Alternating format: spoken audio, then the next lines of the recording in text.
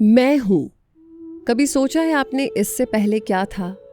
एक काम कीजिए, अभी इसी समय आंखें बंद कीजिए और सिर्फ इतना महसूस कीजिए, मैं हूं। बस इतना ही।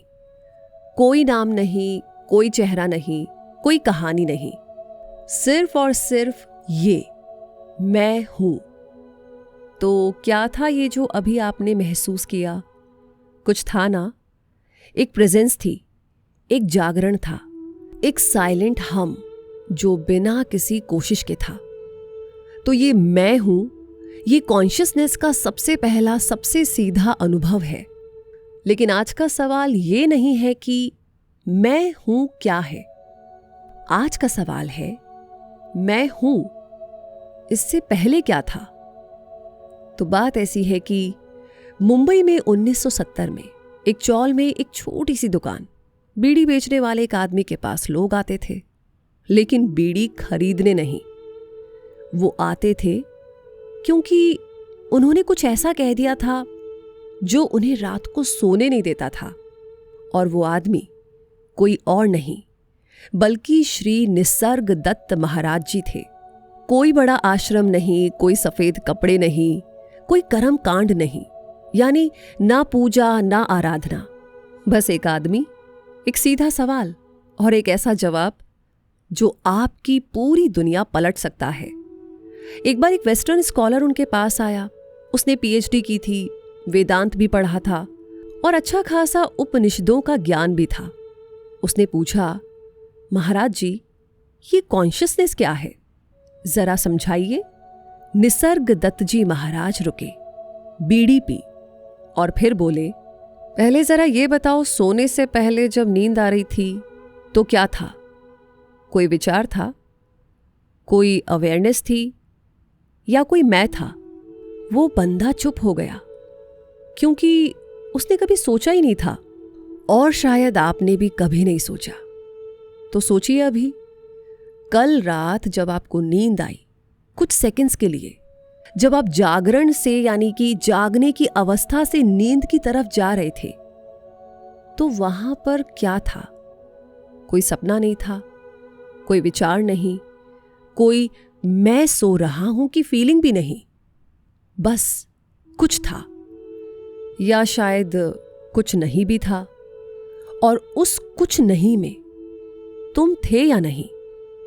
यही है वो दरवाजा जहां पर साइंस रुक जाती है, जहां फिलॉसफी हाथ जोड़ती है, जहां पर शब्द खत्म हो जाते हैं।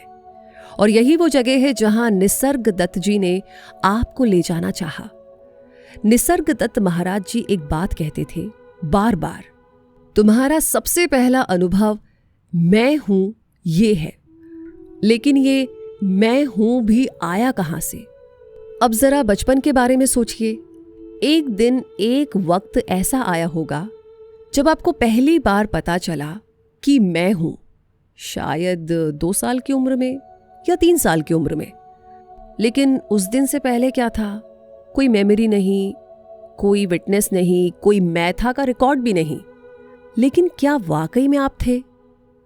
इस सवाल का जवाब जानने से पहले एक और चीज है जिसे समझना जरूरी है।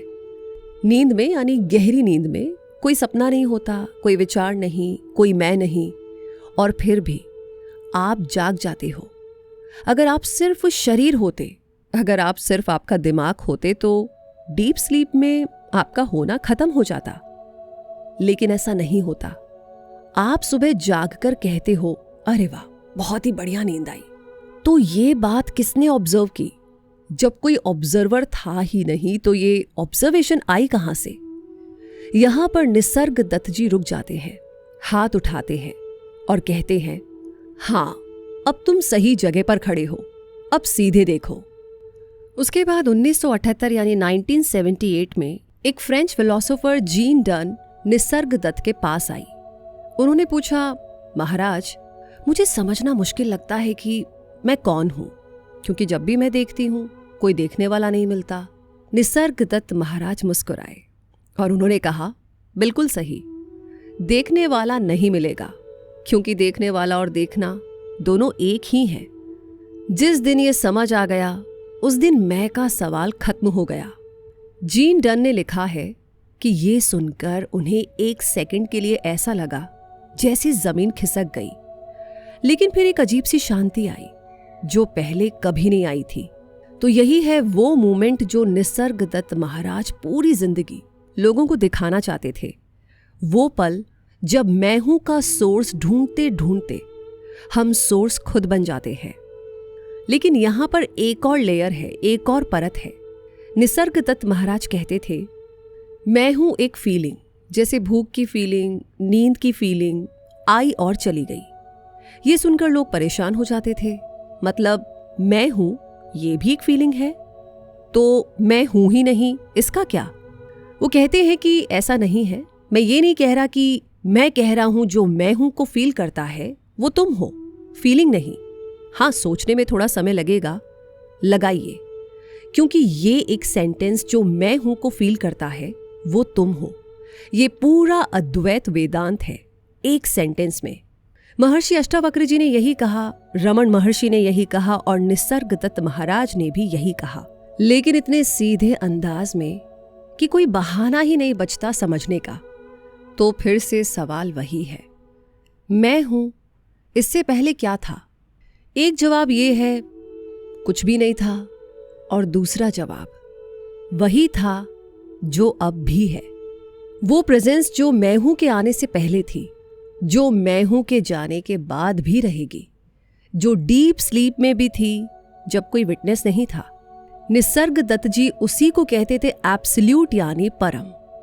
रमन उसी को कहते थे सेल्फ। अष्टावक्र जी उसी को कहते थे चिदानंद, चित्त आनंद। नाम अलग है लेकिन इशारा एक ही जगह है, और वो जगह कहीं दूर नहीं है। वो इस समय इस सेंटेंस को सुनने वाले में है, इस सांस में है, इस साइलेंस में है जो शब्दों के बीच में होती है। निसर्गदत्त जी के पास एक आदमी आया, बहुत ही उत्तेजित था। बोला कि महाराज, मैं बहुत कोशिश करता हूं ध्यान लगाने की, कॉन्शियसनेस को समझने की, लेकिन कुछ भी नहीं होता।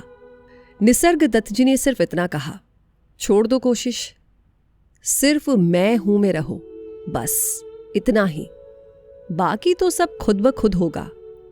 ये बस इतना ही, इतना सिंपल लगता है ना, और फिर भी हम पूरी जिंदगी कुछ और ही ढूंढते रहते हैं। एक काम कीजिए, आज रात जब आपको नींद आ रही हो, उस 1 सेकंड में जब जागने और सोने का प्रोसेस चल रहा हो, जागने और सोने का मिलन हो रहा हो, वहां पर रहो। कोई प्रैक्टिस नहीं, कोई मंत्र नहीं, कोई एफर्ट नहीं, सिर्फ वहां पर रहो। और अगर कुछ महसूस हो, चाहे कुछ भी, तो नीचे कमेंट सेक्शन में जरूर बताइए, क्योंकि आप वहां पर फील करोगे। वो किसी किताब में नहीं है, वो आपका अपना अनुभव होगा, और वही सबसे बड़ा गुरु है। तो मिलते हैं जल्दी ही कुछ और ऐसी बातों के साथ जो हमें अपने आप को समझने में मदद करे और हमारी इस जीवन यात्रा को सरल बनाए। तो हमारी फैमिली का हिस्सा बनने के लिए हमारे चैनल को सब्सक्राइब करके बेल आइकन को प्रेस कर दीजिए, और कमेंट सेक्शन में अपना प्यार और सपोर्ट, साथ ही आपने क्या महसूस किया, लिखना बिल्कुल ना भूलें। तब तक के लिए शांत रहिए, जागरूक रहिए, और अपने भीतर बसे उस अनंत को महसूस करते रहिए, क्योंकि यही तो है परम आनंद का सूत्र। धन्यवाद।